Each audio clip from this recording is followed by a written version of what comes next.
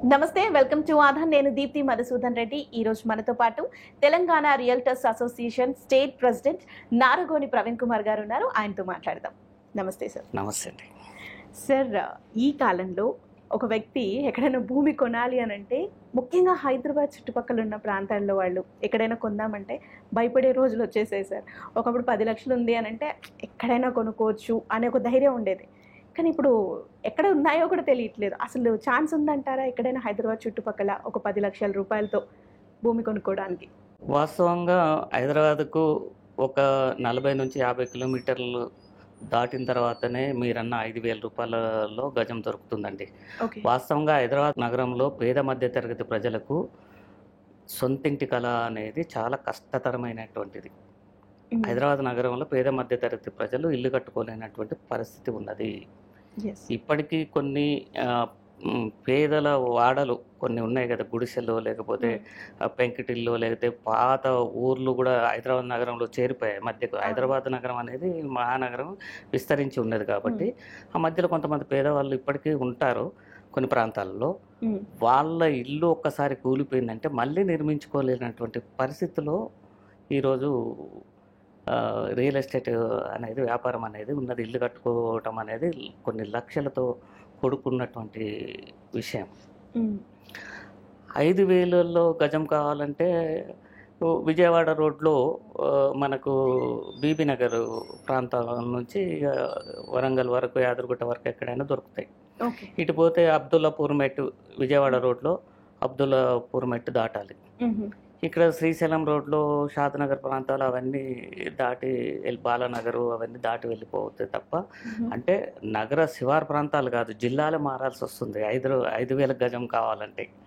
అంటే పేదవాడికి హైదరాబాదులో ఇల్లు కట్టుకునే కళ అనేది సాకారం కావటం అనేది అసంభవం. ఓకే. సో 10 లక్షల ఇంపాసిబుల్. 10 లక్షలలో అసలు హైదరాబాద్ నగరంలో ఇల్లు కాదు కదా, ఏమీ దొరకదు, గుడిసె కూడా దొరకదు. కాబట్టి అట్లీస్ట్ ల్యాండ్ కూడా దొరకదు. అదే ఓపెన్ ప్లాట్ నేను అనేది. ఓపెన్ ప్లాట్ అనేది ఇటు వరంగల్ రోడ్లో బీబీ నగర్ దాటాలి. ఓకే. విజయవాడ రోడ్లో అబ్దుల్లాపూర్ మెట్టు దాటాలి. సాగర్ రోడ్లో షాద్నగర్ ఆ ప్రాంతాలు దాటిపోవాలి. శ్రీశైలం రోడ్లో బాలాపూర్ ప్రాంతం అవన్నీ దాటిపోతే తప్ప హైదరాబాద్ చుట్టూ ఉన్న ప్రాంతాల్లో 5,000 గజం అనేది దొరకటం చాలా కష్టతరమైనటువంటి విషయం.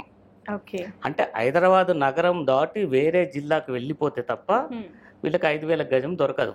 ఓకే. అంటే మీరు అన్నట్టు బీబీ నగర్ అంటే నల్గొండకి వెళ్ళిపోతుంది, అబ్దుల్లాపూర్ మెట్ కూడా నల్గొండకి వెళ్ళిపోతుంది, ఇటు వచ్చేసి మెదక్ వెళ్ళిపోతుంది, అటుపక్క అదే వేరే డిస్ట్రిక్ట్స్ సార్ ఏవైతే వేరే డిస్ట్రిక్ట్లకు. హైదరాబాద్ నగరంలో ఇల్లు 10 లక్షలలో ప్లాట్ కొనుక్కోవటం కష్టం, ఇల్లు కట్టుకోవటం అనేది పేద మధ్యతరగతి ప్రజలకు చాలా కష్టతరమైనటువంటి విషయం. నేనేమంటున్నానంటే, గత సంవత్సరం నుండి హైదరాబాదులో రియల్ ఎస్టేట్ వ్యాపారం అనేది మందగమనంలో ఉన్నది. ఓకే. నిజం చెప్పాలంటే ప్రైవేట్ ఉద్యోగస్తులకు కానీ గవర్నమెంట్ ఉద్యోగస్తులకు కానీ ఇది సరైనటువంటి టైం. సొంత ఇంటి కళ సాకారం చేసుకోవడానికి ధరలు స్థిరంగా ఉన్నాయి కాబట్టి ఇప్పుడు మనకు వరంగల్ రోడ్లో బోడుపల్లి నుంచి మొదలు పెడితే బీబీ నగర్ వరకు ఇల్లు కొనుక్కోవడానికి ఆస్కారం ఉంది. 50 లక్షల నుంచి 1,50,00,000 మధ్యలో దొరుకుతాయి. అట్లాగే హయత్ నగర్ నుంచి అబ్దుల్లాపూర్ మెట్టు ప్రాంతంలో కూడా 50 లక్షల నుంచి 1,50,00,000 మధ్యలో ఇండ్లు దొరుకుతాయి.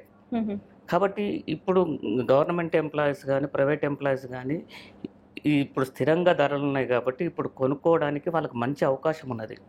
ఫ్యూచర్లో పెరుగుతాయి రేట్లు అనేది. ఎప్పుడు హైదరాబాద్ నగరం విస్తరిస్తూ ఉంటుంది కాబట్టి రేట్లు పెరుగుతూనే ఉంటాయి.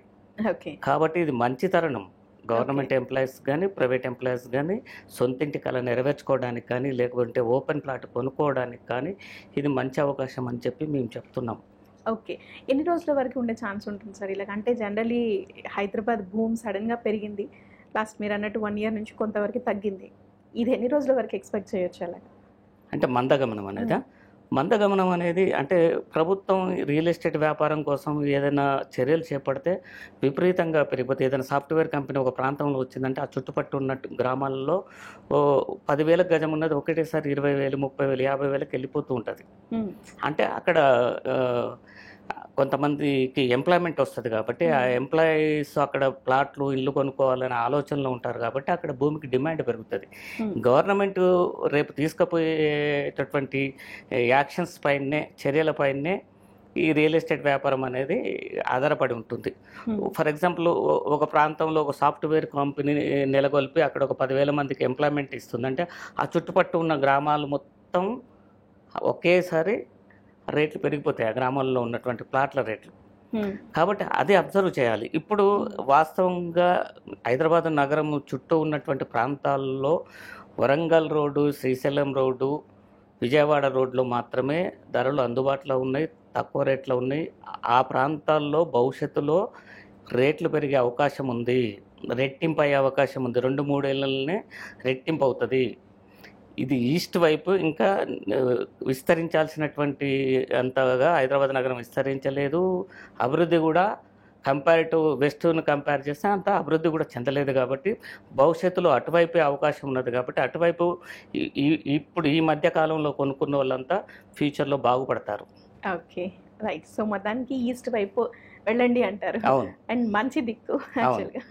సార్ ఇంకొక క్వశ్చన్, ఒక మిడిల్ క్లాస్ ఫ్యామిలీ ఒక 2 BHK ఆర్ 3 BHK హైదరాబాద్లో కొనాలి అని అంటే ఎంత పడుతుంది సార్ ఇప్పుడు రేట్స్ మామూలుగా? హైదరాబాద్ నగరం లోపల అంటే కనీసం 1,50,00,000 పెట్టాలి. అపార్ట్మెంట్లో ఒక ఫ్లాట్ కొనాలంటే అపార్ట్మెంట్లో ఫ్లాట్ కొనాలంటే 1,50,00,000 పెట్టాలి. నాకు తెలిసి నిజాయితీగా పనిచేసే గెస్టెడ్ ఆఫీసర్ కూడా హైదరాబాద్ నగరంలో 1,50,00,000 పెట్టి ఓపెన్ ప్లాట్ కానీ లేకపోతే అపార్ట్మెంట్లో ఫ్లాట్ కానీ ఇల్లు కానీ కొనలేడు. అవినీతి పరుడో లేదా పారిశ్రామికవేత్తనో లేదా పెద్ద ఇంకా వేరే రకంగా వ్యాపారవేత్తనో స్మగ్లర్లో లేకపోతే అక్రమంగా సంపాదించే వాళ్ళు తప్ప హైదరాబాద్ నగరంలో భూమి కొనటం ఇల్లు కొనటం మీలాంటి వాళ్ళతోటి మాలాంటి వాళ్ళతోటి సాధ్యపడినటువంటి విషయం. ఓకే. సో ఎలా ఉందంటే ఈ జూబ్లీ హిల్స్, బంజారా హిల్స్ ప్రాంతాల్లో ఎలా ఉన్నాయి? ఒక మిడిల్ క్లాస్ ఫ్యామిలీ పర్వాలేదు ₹1,00,00,000 కొనుక్కోవాలంటే ఎక్కడెక్కడ కొనుక్కోవాలి? నేను ఏమంటున్నానంటే హైదరాబాద్ నగరంలో మనం ఎక్కడైతే ఉపాధి మనం పొందుతున్నామో ఆయా ప్రాంతాల్లో ఇండ్లు కానీ ఓపెన్ ప్లాట్స్ కానీ కొనుక్కోవటం అనేది మంచిది. లేకుంటే పిల్లల భవిష్యత్తుని దృష్టిలో పెట్టుకొని ఓపెన్ ప్లాట్ కొనుక్కోవాలనుకుంటే తూర్పు వైపు వెళ్ళి ఎక్కడో అక్కడ మనకు నచ్చిన ప్లేస్లో ప్లాట్ కొనుక్కొని పెట్టుకుంటే అది భవిష్యత్తులో పిల్లల పెళ్ళిళ్ళకో లేకుంటే చదువులకో అనేక రకాలుగా ఉపయోగపడే అవకాశం ఉంటుంది.